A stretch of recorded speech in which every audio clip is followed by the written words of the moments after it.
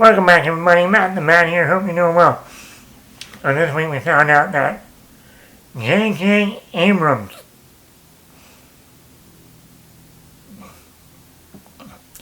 yes, that J.J. Abrams, the guy who hasn't made a movie in 5 years, hasn't done anything in 5 years, since the last Star Wars movie, The Rise of Skywalker.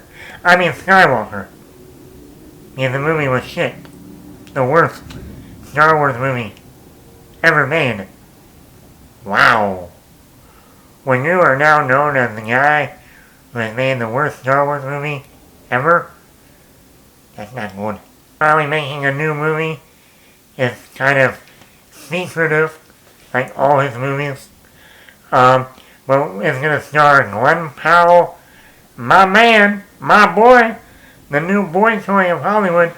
He's just getting everything nowadays. Glen Powell and Jenna Ortega. Kind of like becoming the new it girl in Hollywood. Between Scream, Wednesday, Beetlejuice, and now she's going to be working with J.J. Abrams, and now also Glen Powell. The two hottest upcoming actors in Hollywood working together. Now we don't know if they are going to be love interests, and they're going to be like brother and sister, and they're going to be, we don't know. Because this is J.J. Abrams. He keeps everything.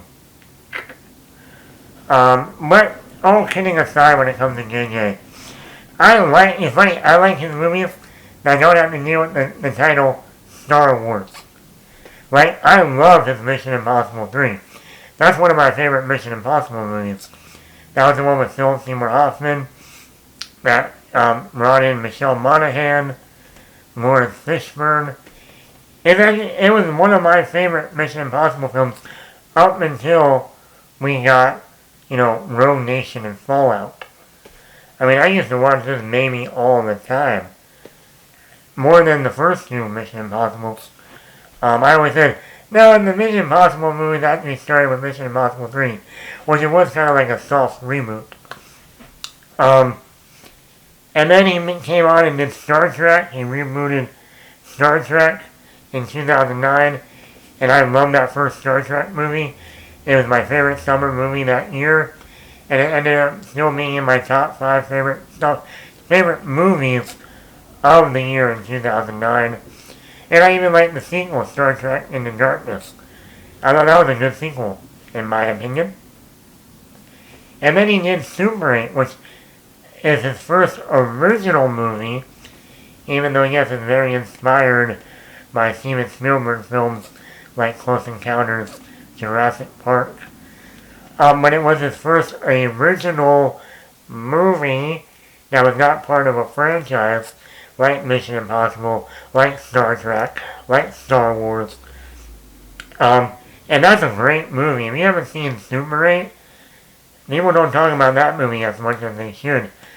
And I'm glad that he's making an original movie again.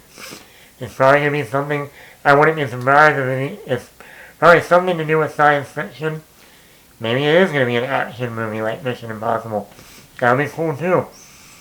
I don't know. But anyway, I'm looking forward to it because it is going to be an original film by J.J. And like I said, to me, one of his best films is Super 8, and that was an original film. He got my new, Hollywood actor, Glen Powell, and then you got Jenna Ortega, who's also rising in Hollywood.